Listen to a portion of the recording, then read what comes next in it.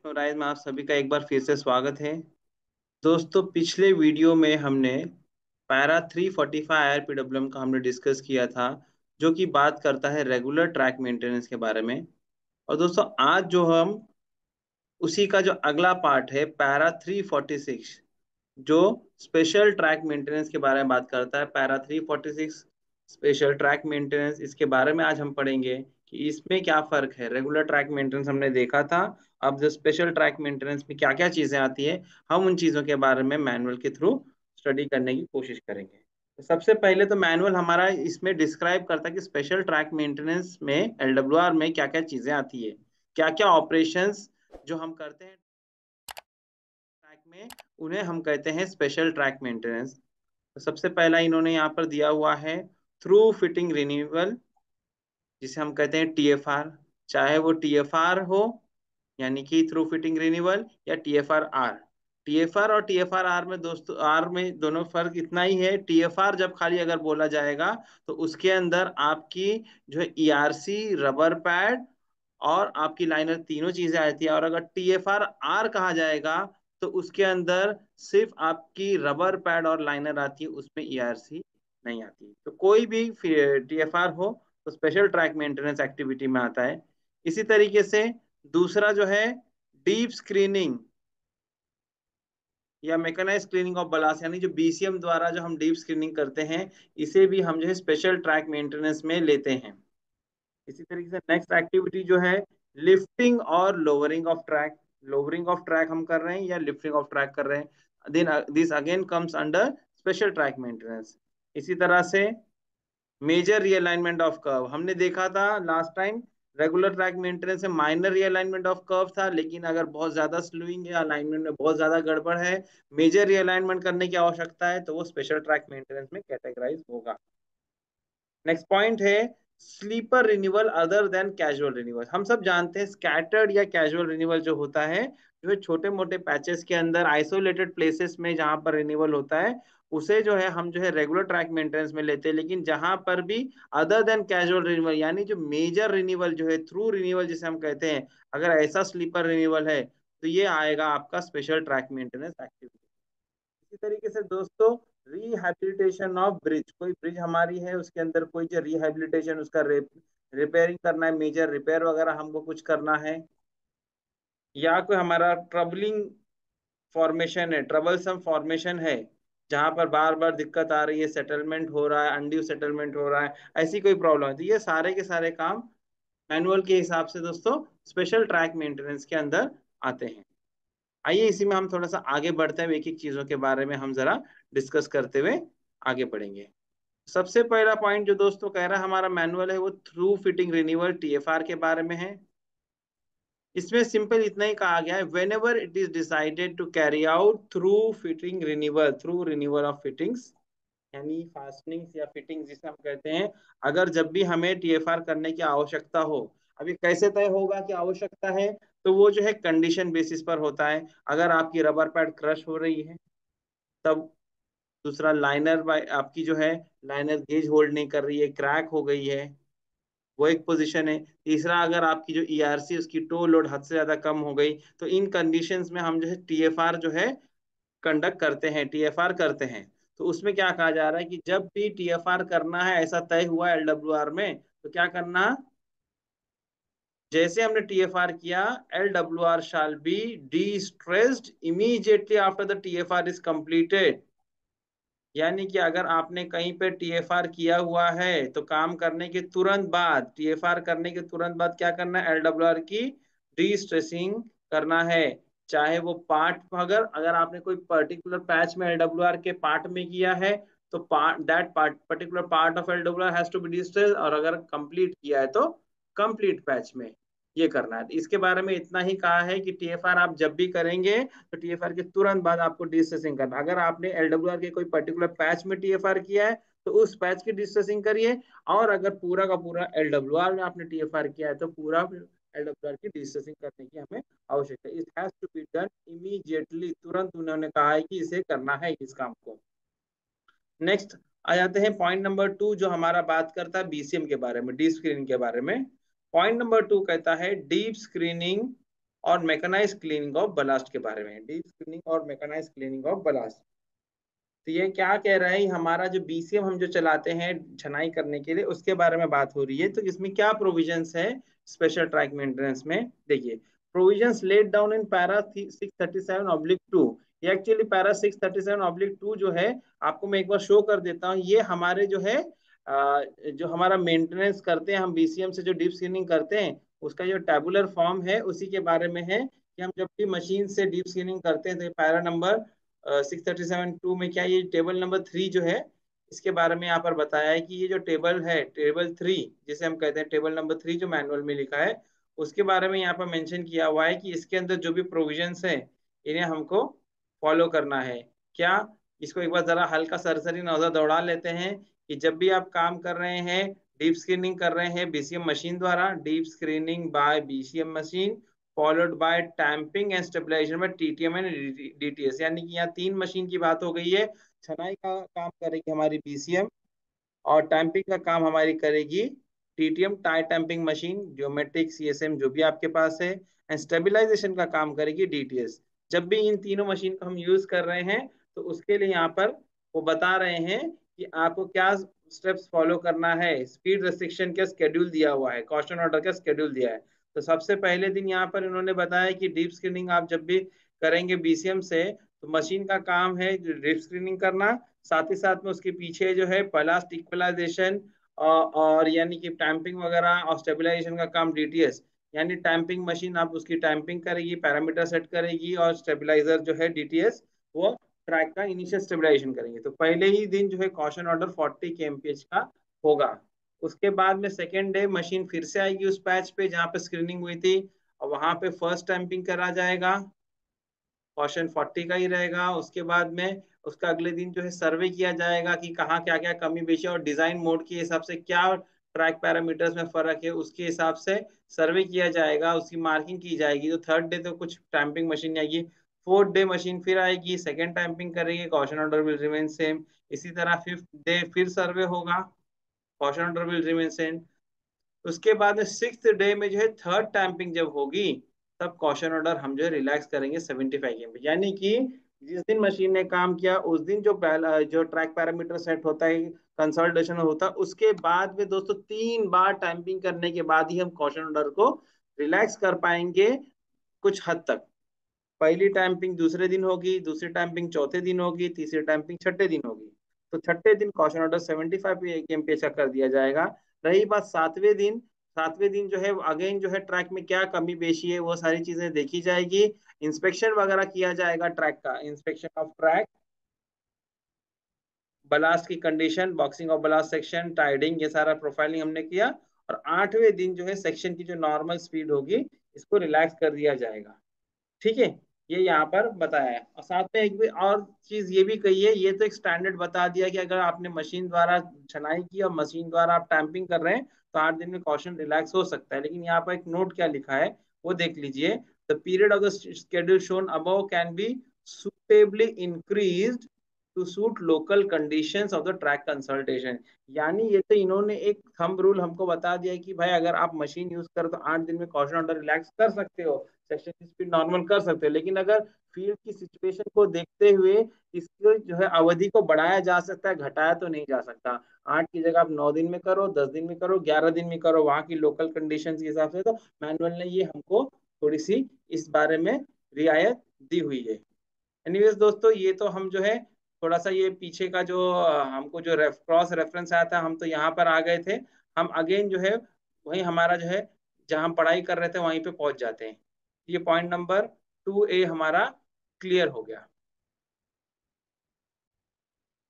अब दूसरा जो हमारा पॉइंट है बी, उसमें क्या कहा जा रहा है, BCM machine, tamping machine and track stabiliser machine, यानी डायनेमिक ट्रैक स्टेबलाइजर, ये सारी मशीनें एज फार एज पॉसिबल, जहां तक मुमकिन हो, B diploid in one consist, यानी कि एक के पीछे एक साथ में ही लाना है। बीसीएम के पीछे आपकी जो है टैंपिंग मशीन होगी, चाहे वो जियोमेट्रिक हो चाहे वो सीएसएम हो, और उसके इमीडिएट पीछे डायनामिक ट्रैक सेपरेशन। मतलब आइडियली जो है इन तीनों मशीन को वन गो में एक के पीछे एक साथ में ही काम करवाना चाहिए, जिससे कि जो है हमारा जो है स्क्रीनिंग भी अच्छी होती है, ट्रैक पैरामीटर भी अच्छे सेट होते हैं और कंसोलिडेशन भी जल्दी होते हैं और कॉशन ऑर्डर भी जल्दी रिलैक्स हो सकते हैं।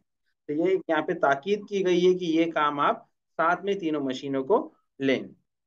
नेक्स्ट पॉइंट हम पढ़ते हैं दोस्तों, temperature records of the section. यहाँ पर बात हो रही है टेम्परेचर रिकॉर्ड यानी कि रेल टेम्परेचर की यहाँ बात है।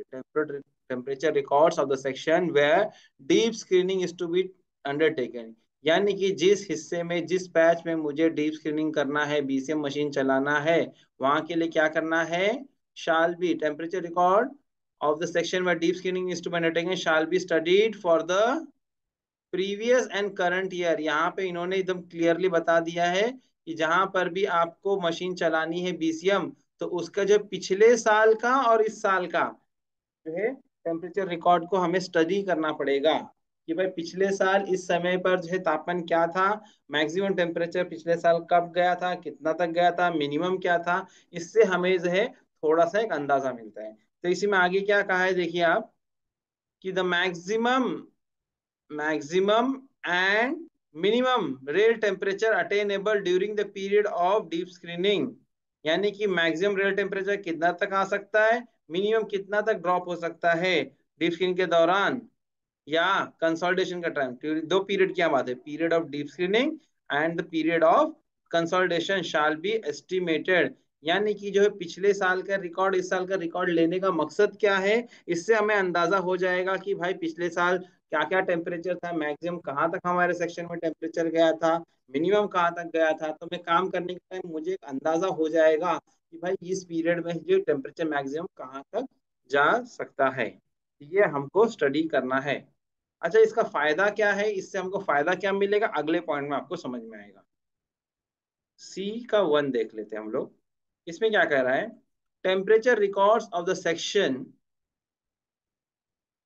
सॉरी सी का 1, हाँ ये sorry, if range of real temperature falls within TD +10 to TD -20, यानी कि अगर रियल टेम्परेचर TD +10 से TD -20 के बीच में है, दोस्तों अगर ये रेंज है हमारा टेम्परेचर का TD +10 से TD -20, तो डीप स्क्रीनिंग में बी डन विदाउट कटिंग और टेम्पररी डिस्टेंसिंग। इसको जरा समझना है यहाँ पर, अगर मेरा रियल तापमान TD +10 से TD -20 के बीच में है, तब विदाउट कोई कट लगाए या विदाउट टेम्पररी डिस्ट्रेसिंग किए हम जो है डीप स्क्रीनिंग कर सकते हैं। ये आपको अच्छे से समझना होगा कि अगर कहीं पर टेम्परेचर TD +10 से TD -20 के बीच में है, तो हमें वहां पर कट लगाने की आवश्यकता नहीं है बीसीएम चलाने के लिए, ना ही टेम्पररी डिस्ट्रेसिंग की आवश्यकता है। तो ये हमारा एक कंडीशन हो गया डीप स्क्रीनिंग के लिए, ठीक है, टेम्परेचर के आधार पे। अब दूसरे पे हम लोग जाते हैं। दूसरा पॉइंट क्या है, if range of real temperature falls outside above, यानी कि ये जो हमारे पास टेम्परेचर रेंज था TD +10 से TD -20, अगर रियल टेम्परेचर इस रेंज के बाहर है। इस रेंज का मतलब क्या होगा दोस्तों, दो चीज हो सकती है। एक तो ये होगा कि इसका जो रियल टेम्परेचर है TD +10 से ऊपर जाएगा, या दूसरा होगा TD -20 से नीचे जाएगा। दो ही कंडीशंस हो सकती है, तो दोनों ही परिस्थिति हम यहाँ पर अभी पढ़ेंगे। यहाँ क्या कह रहा है, खाली ये जरा समझ ले, अगर range of real temperature falls outside above, यानी कि अबव यानी कि ये जो TD +10 से TD -20 के बाहर जाता है, यानी TD +10 से ज्यादा है या TD -20 से नीचे, तो उस परिस्थिति में मैनुअल क्या कहता है, हमें क्या करना होगा, temporary distressing shall be carried out 10 degree Celsius below the maximum real temperature likely to be attained, sorry, अगर रेल टेम्परेचर इस रेंज के बाहर जाता है तो हमें क्या करना होगा, टेम्पररी डिस्ट्रेसिंग करना पड़ेगा। क्या तापमान पे करना होगा, कि जो हमारा एस्टिमेटेड रहेगा कि मैक्सिमम रियल टेम्परेचर कितना तक हो सकता है, हमें अंदाजा होगा उससे 10 डिग्री बिलो, 10 डिग्री नीचे जो है हमें क्या करना है, 10 डिग्री नीचे हमें टेम्पररी डिस्टेंसिंग करना है। यानी कि मान के चलिए कि अगर मेरा टेम्परेचर सपोज TD +10 की जगह पे TD +15 पे चला है। अभी हमारा रियल टेम्परेचर जो हमने देखा, तो समझो थर्मोमीटर में टेम्परेचर देखा, सपोज TD +10 के ऊपर यानी से TD +15 है, तो उस परिस्थिति में क्या कह रहा है, अगर कहीं पर ऐसा होता है तो वो वहां पर सबसे पहले तो ये कह दिया कि हमें क्या करना होगा, यहाँ पर हमें यहाँ पे टेम्परेरी डिस्टेंसिंग करना होगा। पहली चीज ये क्लियर हो गई। दूसरा ये कह रहा है कि कितने क्या टेम्परेचर पे टेम्परेचर डिस्टेंसिंग करेंगे। तो समझो TD+15 है, तो हम क्या करेंगे, मैक्सिमम कहाँ तक जा सकता है, मान के चलो कि TD+20 तक जा सकता है, तो अब क्या करेंगे, TD+20 है उससे 10 डिग्री नीचे यानी TD+10 जब टेम्परेचर आएगा उस समय हम क्या करेंगे, टेम्पररी डिस्ट्रेसिंग करेंगे। ये चीज एक क्लियर हो गई। आगे क्या कहता है, constant monitoring of real temperature, यानी समय समय पर रियल टेम्परेचर की कांस्टेंट मॉनिटरिंग करते रहना है। Shall be done during the progress of work, यानी काम के दौरान भी हमें क्या करना है, रियल थर्मोमीटर पे हमें निगाह रखनी है कि रियल टेम्परेचर की क्या एक्टिविटी है, कितना तक जा रहा है ऊपर, कितना नीचे तक जा रहा है। फिर आगे कहता है, should the temperature rise more than 10 degree Celsius above TD, यानी TD+10 के ऊपर का, जो मैं अभी बात कर रहा था उसी की बात हो रही है। जब टेम्परेचर TD+10 के ऊपर चला जाएगा फिर हमें क्या करना है, उस परिस्थिति में हमें टेम्पररी डिस्ट्रेसिंग करना है, अभी हमने जो डिस्कस किया। Adequate precaution shall be taken, including another round of temporary distressing as required. तो अगर टेम्पररी डिस्ट्रेसिंग अगर कहीं पर हुई भी थी और लेकिन अगर वहां पर टेम्परेचर राइज हो रहा है हद से ज्यादा, तो वहां पर हमको एडिक्वेट प्रिकॉशन लेना पड़ेगा और हो सके तो टेम्पररी डिस्ट्रेसिंग रिपीट भी करनी पड़ेगी। ठीक है, अब यहाँ पर डिस्ट्रेसिंग के बारे में जो है, हमारा टेम्परेचर डिस्ट्रेसिंग के बारे में क्या कह रहा है कि जैसे कि किसी जगह पे मुझे काम करना है पर्टिकुलर टेम्परेचर पर, तो यहाँ पर क्या कहा है कि जितना तक टेम्परेचर मैक्सिमम अचीव होने वाला है उससे 10 डिग्री सेल्सियस कम पर हमें टेम्परेचर डिस्ट्रेसिंग कर देना है, उसके बाद में डिस्ट्रेसिंग को जाना है। ये तो हमने समझ लिया। अब यहाँ नोट क्या कह रहा है ये जरा देख लीजिए। Deep screening shall be undertaken with in a reasonably short period of temporary distressing, यानी कि टेम्पररी डिस्ट्रेसिंग करने के बाद जल्द से जल्द हमें डीप स्किनिंग करना है, ज्यादा समय बीच में हमें नहीं लगाना चाहिए, नहीं तो क्या होगा, प्रॉब्लम ये होगी कि अगर ज्यादा समय होगा टेम्पररी डिस्ट्रेसिंग करें उसके बाद डीप स्किनिंग करें, तो उस परिस्थिति में आपको deep screening sorry temporary distressing दोबारा करनी पड़ेगी। इसलिए क्या कहा जा रहा है कि जब भी आपने टेम्पररी डिस्ट्रेसिंग किया तो डीप स्किनिंग जो है जल्द से जल्द कम से कम समय में ये काम कर लेना चाहिए। नेक्स्ट पॉइंट इसके अंदर है, during the period of deep skinning अगर टेम्परेचर TD-20 के नीचे चला गया, during the period of deep skinning if there is any possibility of minimum temperature falling 20 degree Celsius below TD, यानी कि TD-20 के नीचे टेम्परेचर चला गया, उस परिस्थिति में भी क्या करना है, टेम्पररी डिस्ट्रेसिंग करना है। ठीक है, और साथ ही साथ में क्या करना है, कोल्ड वेदर पेट्रोलिंग भी इंट्रोड्यूस करना है, यानी दो काम है। जब टेम्परेचर TD+20 के नीचे चला जाता है उस परिस्थिति में हमको दो काम करना है। पहला काम हमारा होगा टेम्पररी डिस्ट्रेसिंग और दूसरा होगा हमारा कोल्ड वेदर पेट्रोलिंग, यानी कि टेम्परेरी डिस्टेंसिंग भी आप करेंगे और कोल्ड वेदर पेट्रोलिंग भी करेंगे। क्यों, क्योंकि जब ठंडी का मौसम रहेगा तो उस परिस्थिति में चांसेस है कि रेल फ्रैक्चर हो जाए अगर हम डिस्किनिंग कर रहे हैं पर्टिकुलर टेम्परेचर पे। तो टेम्परेरी डिस्टेंसिंग भी करना है, कोल्ड वेदर पेट्रोलिंग भी करना है, यानी निगाह भी हमें रखना है। नेक्स्ट पॉइंट इसी के अंदर है, सीक्वेंस ऑफ ऑपरेशन। ठीक है, सीक्वेंस कैसा हो, तो डीप स्किनिंग ऑफ LWR में be done from one end of LWR to another end, यानी कि सबसे बेस्ट तरीका तो ये है कि आपने अगर एक LWR को हाथ में लिया डीप स्किनिंग करने के लिए, तो एक एंड से क्या करना है, हमें स्टार्ट करना है एक एंड से और उसे अगले एंड तक लेके जाके बिल्कुल मुकम्मल कर देना है, कंप्लीट कर देना है। ठीक है, उसके बाद में डीप स्किनिंग हो गई, उसके बाद क्या करना, after deep skinning and consolidation, यानी डीप स्किनिंग भी हो गई, कंसोलिडेशन भी हो गया, उसके बाद में हमको क्या करना है, जिस भी हिस्से का, जिस भी LWR का हमने डीप स्किनिंग किया था उसकी डी स्ट्रेसिंग हमें करनी होगी, चाहे हम उसे मैनुअल मेथड से करें चाहे रेल टेंसर द्वारा करें। पैरा 340 जो है, अगर आप क्लिक करेंगे तो ये आ जाएगा, आपको खाली क्लिक करके आपको दिखा देता हूँ, distressing by without rail tensor, क्या है, डिस्ट्रेसिंग विदाउट रेल टेंसर, और दूसरा वाला भी दिखा दो, डिस्ट्रेसिंग विथ रेल टेंसर। तो ये तरीका चाहे जो भी हम फॉलो करें, हमारे को यहाँ पर सिर्फ सीक्वेंस ऑफ ऑपरेशन बता दिया है कि एलडब्ल्यूआर को आइडियली स्पीकिंग एक एंड से शुरू करना है डीप स्क्रीनिंग, और अगले एंड में लेके जाके उसको टर्मिनेट करना है। और उसके बाद में आपको क्या करना है, जब डीप स्क्रीनिंग भी हो गई, कुछ दिनों के बाद कंसल्टेशन भी हो गया, तो हमें क्या करना है, फिर अगला स्टेप हमारा ये होगा कि हम डी स्ट्रेसिंग करेंगे उस एलडब्ल्यूआर की। ठीक है, तो एक चीज क्लियर हो गई। Next point, other special maintenance, कौन कौन से स्पेशल मेंटेनेंस वर्क हमारे आते हैं। अब तक हमने ये जो डिस्कस किया था बीसीएम के बारे में था, अब ये जो है अदर स्पेशल मेंटेनेंस वर्क कौन कौन से आते हैं हमारे स्पेशल ट्रैक मेंटेनेंस में। तो क्या कर रहा है, other types of special track maintenance constitutes jobs like lowering of track, major realignment of curve, renewal of large number of sleepers, और rehabilitation of formation bridges causing disturbance to track। ये हमने भी डिस्कस किया था, lifting या lowering का काम है। मेजर कुछ रीअलाइनमेंट ऑफ कर्व है, renewal of large number of sleepers, यानी कि थ्रू रिन्यूअल अगर हमको करना पड़ रहा है कहाँ पर, किसी फॉर्मेशन के पैच पर या किसी ब्रिज पे जिससे ट्रैक डिस्टर्ब हो सकता है, तो ये भी हमारा जो काम हमारा होगा स्पेशल ट्रैक मेंटेनेंस में आएगा। अच्छा, अगर स्पेशल ट्रैक मेंटेनेंस का काम अगर हमको करना है तो उसके लिए हमें क्या करना है, for carrying out such maintenance यानी कि स्पेशल ट्रैक मेंटेनेंस क्या करना पड़ेगा, ये इंपॉर्टेंट है। The affected length of track may be isolated from LWR और से CWR by introducing SEGs as needed।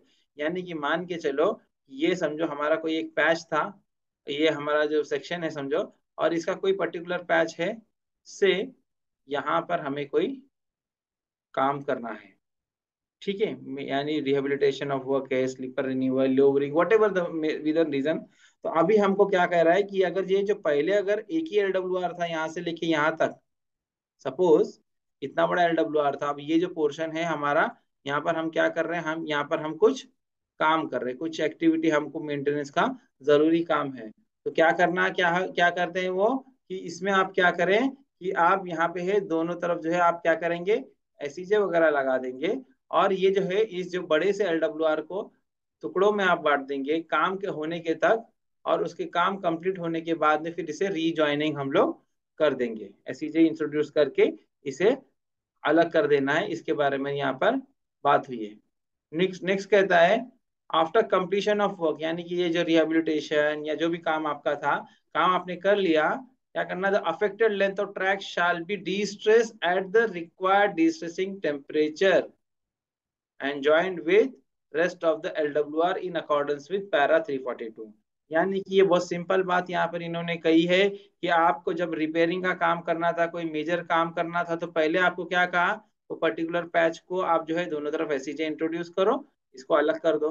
अभी जो बड़ा सा एलडब्ल्यूआर था टुकड़ों में बट गया, तो ठीक है, काम होने तक आप इसको चलाएंगे ऐसा।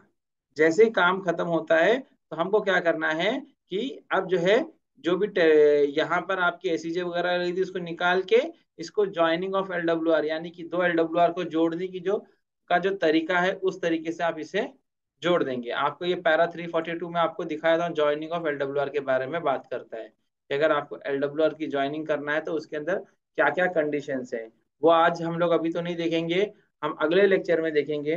दोस्तों आज के लिए जो है इतना काफी है। अगला लेक्चर जो हमारा होगा वो एबनॉर्मल बिहेवियर ऑफ एसीजे के बारे में, सॉरी, एबनॉर्मल बिहेवियर ऑफ एलडब्ल्यूआर के बारे में बात होगी, यानी कि कब जो है डी स्ट्रेसिंग हमें करना है उसके बारे में हमारी बात होगी। वीडियो को पूरा पूरा देखने के लिए दोनों दोस्तों आप लोगों का बहुत ज्यादा शुक्रिया।